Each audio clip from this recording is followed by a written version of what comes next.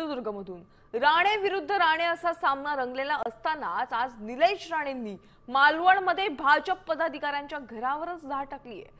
भाजपकडून मतदारांना पैसे वाटप करत असल्याची माहिती निलेश राणेंनी मिळाली होती आणि त्यामुळे राणेंनी थेट भाजप पदाधिकाऱ्यांच्या घरावर धाड टाकली।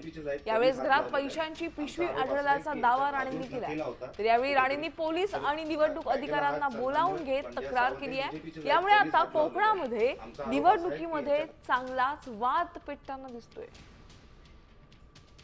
अजून 5 दिवस जायचे आहेत। विचार करा, हे आता बॅगा आलेले आहेत, या रोज यांच्याकडे बॅगा पोचवायची एक यंत्रणा तयार आहे। रोज जर बॅगा यायला लागल्या आणि असे पैसे जर वाटप व्हायला लागले, कशासाठी पाहिजे तुम्हाला? हे जिंकल्यानंतर हे जिंकणार नाहीत, पण जरी जिंकले तर हे काय लोकांची सेवा करायला नाही जाणार आहे तिकडे।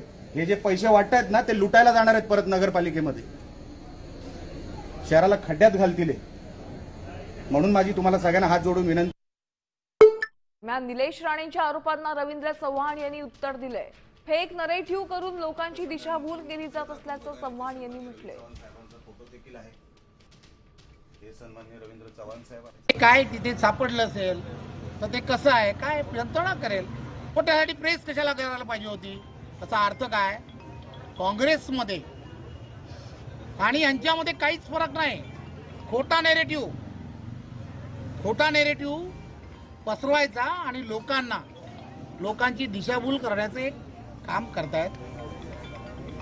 राणे साहेबांचा आदर्श बाळगला पाहिजे। शांतपणे निवडणुका, कार्यकर्त्यांच्या निवडणुका आहेत। देश विदेशातील प्रत्येक घडामोडींचे लाईव्ह अपडेट मिळवण्यासाठी आता साम टीव्हीच्या सर्व सोशल मीडिया प्लॅटफॉर्मला लाईक, फॉलो आणि सबस्क्राईब करा। तसंच सर्व नोटिफिकेशनसाठी बेल आयकॉन प्रेस करायला विसरू नका।